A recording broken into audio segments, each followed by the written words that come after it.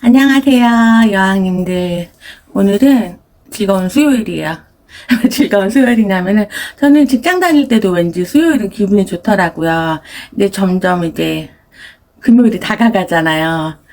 요새 제가 이제 중부기술교육원 이제 관두고 나서, 그래도 어쨌든 거기서 배운 걸 활용하기 위해서 지금 집 근처에 이 프리랜서 디자이너 일할 만한 곳이 있어가지고 거기 다니고 있거든요. 그래서 거기가 10시에 오픈해가지고 오픈하기 전에 잠깐 촬영하러 왔습니다. 오늘은 제가 생각하는 동거에 대해서 얘기해 볼게요. 그 동거라는 게, 옛날에는 되게 이게 예민한 문제고 되게 현명하지 못한 방법이고 약간 좀 깨끗하지 못한 그런 이미지였는데 요새 보면은 드라마에 동거에 관한 이게 에피소드가 많이 나오잖아요.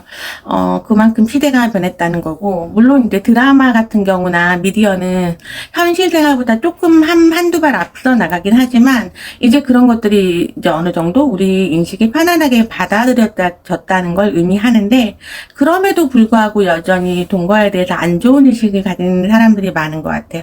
특히 이제 딸 가진 엄마들. 저도 딸 입장에서는 어떨까라고 생각을 해봤는데, 물론 동거가 여자한테 불리한 건 맞아요. 왜냐면 동거를 하면서 이제 생길 수 있는 일들 아시잖아요. 임신 가능성에 대해서 그거는 진지하게 생각을 해보셔야 되는데, 그 부분 빼고는 저는 동거에 대해서 굉장히 찬성을 하는 입장입니다. 저희 아들이 나중에 동거를 하고 싶다고 하면 그 또한 찬성을 할 것 같아요. 오늘따라 이렇게 눈이 부었죠? 어쨌든 간에 동거라는 게 결혼에 큰 도움이 되지 않는다는 의견이 많은 건 사실인데요. 제가 생각할 때는 공부도 그렇고 뭐도 그렇고 좀 훑어보고 뭔가를 하는 거랑 생판 모르고 시작하는 거는 다르잖아요. 그쵸? 다 알지는 못하지만 어슴푸레라도 알면은 감이라는 걸 잡을 수 있고, 어슴푸레 알면은 뭔가 팁을 얻을 수 있어요. 아, 내가 이런 사람이구나? 동거에서? 아, 우리 둘이 관계에서도 이런 문제가 있을 수 있구나. 물론 동거를 하면은 결혼해서 생기는 이제 양가 부모, 친척, 그 밖에 뭐 부수적인 것들에 대해서는 배울 수 없죠. 그렇지만 아주 작은 팁이라도 얻는다는 거는 다른 사람보다 유리하게 결혼을 출발할 수 있는 계기가 되고, 이 사람과 내가 결혼을 해도 될지. 왜냐하면 정말 결혼이라는 건 최소한의 둘이 가치관이라든지 정말 최소한의 것들이 맞아야 하는데, 거기서도 안 맞으면 결혼은 진짜 아닌 거거든요. 여러분, 결혼해보신 분들은 아시고 이제 싱글분들은 아직은 잘 모르시겠지만 결혼하면 정말 많은 일이 얽혀 있어요. 그래서 오히려 부부간의 문제가 제일 쉬운 케이스 같아요. 결혼하신 분들은 동감하고 싱글들은 뭐 얼마나 차이가 있겠냐고 생각하겠지만 그렇답니다. 그래서 동거를 하시되 이제 뭐 아무나 동거하라는 건 아니고, 동거라는 게 같이 이제 생활을 꾸리고 한 공간에서 부부처럼 사는 거기 때문에 쉬운 결정은 물론 아니겠지만, 동거를 하게 되면은 물론 동거를 하는 사람을 아무나 하고 막 돌아가면서 동거를 하면은 진짜 아니죠. 그거는 안 하면 못 하는데, 그게 아니라 결혼에 대한 확신이 있는 사람이 있다. 근데 내가 경험이 무숙하고 조금이라도 더 알아서 이 사람과 결혼에 대한 확신이 있고 우리가 좀 잘 맞는지, 가치관이라든지 경제적인 거라든지 집안일 하는 거에 대해서는 어느 정도 볼 수 있거든요. 서로 궁합이 잘 맞는지, 그리고 서로 융통성 있게 서로 양보하고 배려할 줄 아는지를 그래도 어느 정도는 느낄 수 있다고 생각을 해요.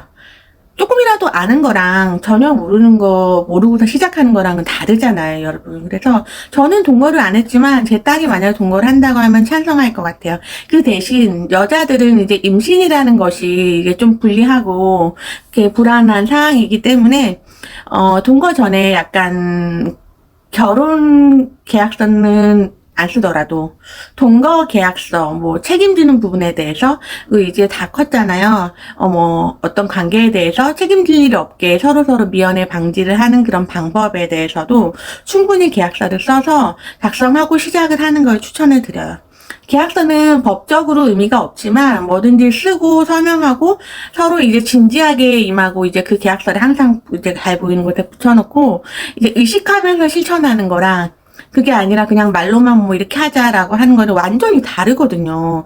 그래서 의식적으로 보면 신경을 쓸 수밖에 없어요. 그래서 여자분들 같은 경우는 그런 것만 신경을 써주시면은, 제가 볼 때는 어쨌든 사람은 사계절마다 약간씩 다른 성향을 보이는 사람들이 있어요. 예를 들어서 뭐 봄에는 컨디션이 좋아서 기분도 좋고 지내기 좋은데 뭐 여름만 되면 짜증이 많고 너무 게을러지는데 내가 그거를 뭐 견딜 수 있으면 상관없겠죠. 근데 견딜 수가 없다. 그럼 그 부분에서는 안 맞는 거 이렇게 체크. 뭐 사계절 내내 괜찮다가 수요일 되면은 이 사람이 너무 무기력하고 일도 안 하고 완전 우울에 빠져가지고 일상생활을 할 수 없는 걸 알게 된 거예요. 그러면 어떡해요? 그거는 동거하지 않으면 알 수가 없어요. 왜냐하면 데이트 같은 경우는 시간이 짧고 한정되고 항상 이벤트성, 영화를 본다든지 뭐 즐거운 이제 일이 항상 있잖아요. 맛있는 걸 먹으러 간다든지 그리고 제일 예쁘게 꾸민 모습을 보고 이제 나의 보여주고 싶지 않은 모습은 다 감추고 이럴 수 있는데 동거 같은 경우는 뭐 한두 달은 그렇게 꾸밀 수 있지만 사계절이 1년이라는 기간은 어떻게 보면 짧지만 그래도 꽤 긴 기간이잖아요. 서로를 관찰하고 서로를 결혼 배우자감으로서 맞는지 알아갈 수 있는 기간이기 때문에 그럴 수가 없단 말이에요. 그래서 연애할 때보다 좀 더 많은 정보를 얻을 수 있어요. 그래서 여러분이 결혼할 사람에 대해서 디테일한 것까지라도 잘 관찰하셔서 결혼하기에 적합한지를 알아내기에는 저는 동거가 정말 괜찮다고 생각을 하는데 반드시 동거 계약서 특히 여자분들 피해보지 않게 우리 어떻게 하고 책임져야 될 부분 생기지 않게 미연에 방치하는 거. 물론 이런 분들이 있어요. 아기가 생기면은 결혼해야지. 근데 그거는 좋지 않은 것 같아요. 아기가 생겨서 어쩔 수 없이 결혼하는 분들은 다 후회하더라고요. 그게 아니고 애초에 뭐 동거했는데 우린 잘 맞을 것 같다라고 결혼한 다음에 그 후에 결정을 한 후에 아기가 생기는 건 문제가 없지만 아기가 생겨서 결혼하는 거는 내 선택이 아니고 어찌 보면 끌려가는 거잖아요. 그러면 후회를 많이 하시더라고요. 그래서 제 입장은 동거 찬성. 근데 계약서는 꼭 쓰시자. 최소한의 정보라도 얻을 수 있고 어느 정도 서로에 대해서 알 수 있는 팁을 많이 얻기 때문에 결혼에 대한 확신을 정말 가질 수 있는 사람인지 아니면 이 사람은 아닌지 어떻게 보면 걸을 수 있는 계기가 될 수 있다라고 말씀드리고 싶습니다. 그리고 오늘은 싱글분들한테 이제 말씀드리는 얘기였고요. 싱글분들 이제 요새 보면은 결혼하기 힘들잖아요.